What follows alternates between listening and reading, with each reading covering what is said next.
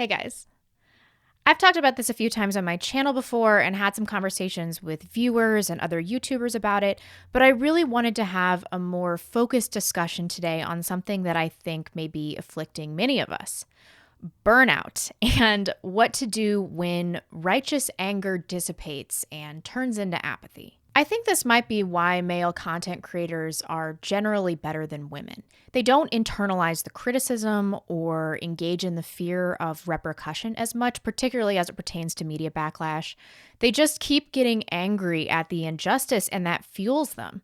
As such, the men have more mental energy available to funnel into this creative process. I, on the other hand, make a video when I feel truly compelled and inspired to, which, as you can tell, is infrequently. And I can tell that other content creators like Stefan, Stix, Matt Christensen are motivated and feel compelled to do their very important jobs when they experience righteous anger at the current state of affairs. I used to be more like this as well back in the day when I was more hopeful that we would be able to turn this ship around.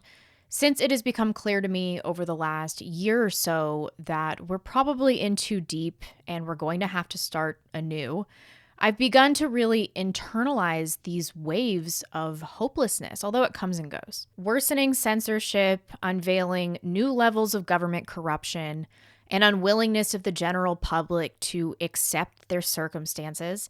I want people to be hopeful, so I probably shouldn't be infecting people with my unending negativity. So when I see something that makes me hopeful that things are changing, that does help me make a video. Ostensibly, we're in pretty good times now. Longer lifespan, less violence, technological advances that would look like sorcery to our ancestors. I shouldn't really be feeling this way now. People were probably more emotionally hardy during the plagues or the Depression. Yet here we are. So I've been wondering, why? Why now in these better times is there this all-encompassing anxiety, this existential angst, this nagging feeling of impending doom that is robbing me of my productivity? I've talked about this before as well, but culturally, part of it has to be our lack of spirituality and conviction. Even in hellish times on Earth, our Christian ancestors, galloping into battle, knowing full well that they were going to be hacked to death, had a strong sense of purpose and duty, which our iPhone scrolling modern society just lacks. We've replaced God with a dogmatic devotion to atheism. We have upended natural gender roles by mandating that all Westerners deny even the existence of biological gender, which of course is based on dubious, politically motivated pseudoscience. We flushed the myriad teachings of superior men down the toilet because for some reason, we think that our technological advances have made us impervious to the struggles of the human condition. Another aspect of this ailment of modernity is that we have less experience with death and destruction, which makes for a stronger society with a better perspective on what's important. Only deeply indoctrinated societies that have never known hardship or war would think that importing millions of fighting-age male refugees from cultures that openly hate us would not pose some kind of physical risk. It's retarded. Also, and this is going to get ranty, we have largely been indoctrinated in government schools, molded into submission by drilling strategic historical revisionism into our brains, by forcing us into compliance, sitting silently, unquestioning of the propaganda, reducing interactions with one another, stifling intellectual curiosity. This kind of ingrained compliance paired with a steady stream of worthless information going from our screens directly into our brains has caused another huge problem. No one is ever bored. When I was a young child, before technology had ruined all of us, when we would get bored, we would go out with the other neighborhood kids and invent games. We'd explore the woods, we'd catch animals, play capture the flag. Boredom begets creativity. The study's linked below, but its findings confirm what we've all already suspected. In the study, people who had gone through a boredom-inducing task, methodically sorting a bowl of beans by color one by one, later performed better on an idea-generating task than peers who first completed an interesting craft activity. The task, to come up with excuses for being late that wouldn't make someone look bad. The bored folks outperform the artists both in terms of idea quantity and quality, as ranked by objective outsiders who assigned uniqueness scores to each one. I fear that our lack of boredom has inhibited our problem-solving abilities, our imagination, and I think this might be partially responsible for my current predicament.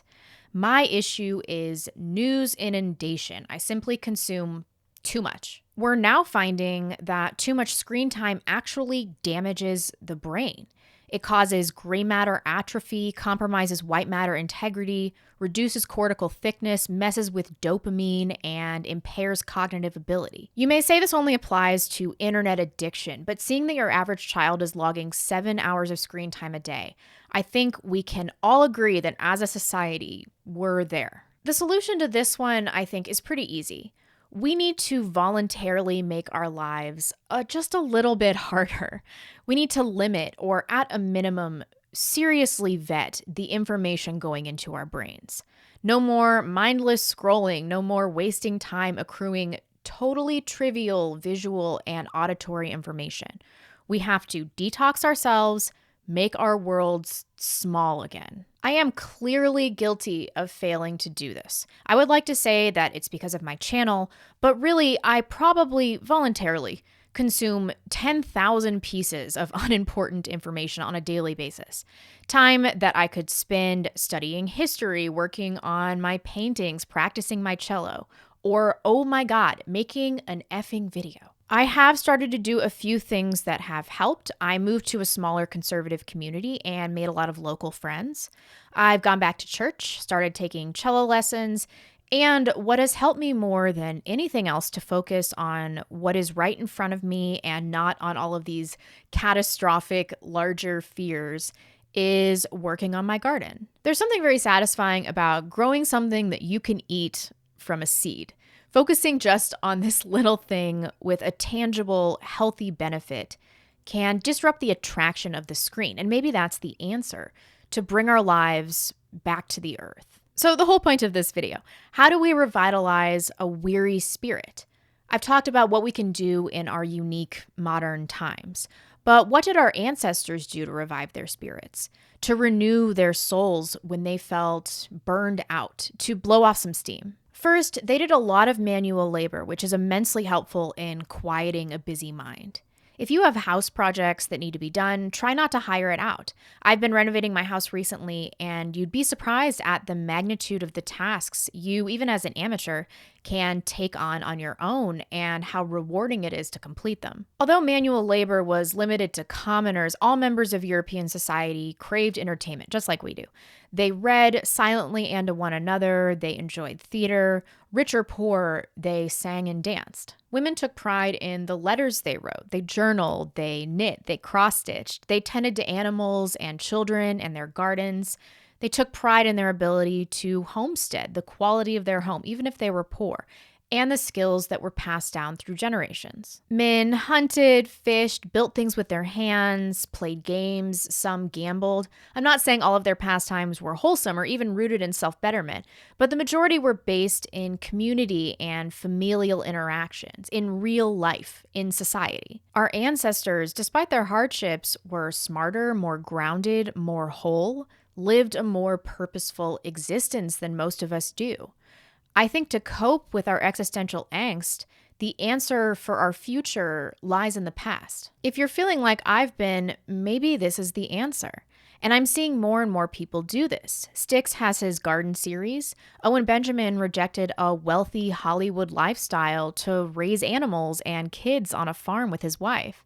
I think it helps to feed your soul. So if you're feeling burned out, like the nature of the world is too ugly, like as a society and a culture, we're totally screwed, make your world smaller and choose what you put in it. Maybe it's time to get rid of our smartphones like Dave Cullen has, or to give up TV, to cut out that old friend that thinks that you've become too extreme, to marry your longtime girlfriend and leave the city, to focus more on conversation with people in the community and members of our family, or to read a classic book before you go to bed instead of mindlessly scrolling through Instagram, to learn to knit or sew or paint or sing. to invest in this life instead of fretting about what's coming. Maybe in this way, we're preparing ourselves for the coming hardships better than we otherwise would have. Of course, I need to follow my own advice on this one. The hypocrisy of hearing this from someone who makes a living on YouTube is not lost on me, but I began to think about this seriously when my life dramatically improved upon being banned from Twitter a year and a half ago. I just wanted to share how an addiction to technology and access to an unfathomable amount of information is damaging to us and what I think we can do to live better, to be better. We still have to find joy in life, even in the midst of our society unraveling. Really interested to hear what you have to say in the comments section. Has adopting some of the elements of your ancestors, like their hobbies, beliefs, work ethic, improved your quality of life? Do you have any other ideas for improving our collective mental health in this technological age? I'd love to hear what you have to say. Thanks, folks, and I'll see you soon. Probably. Bye.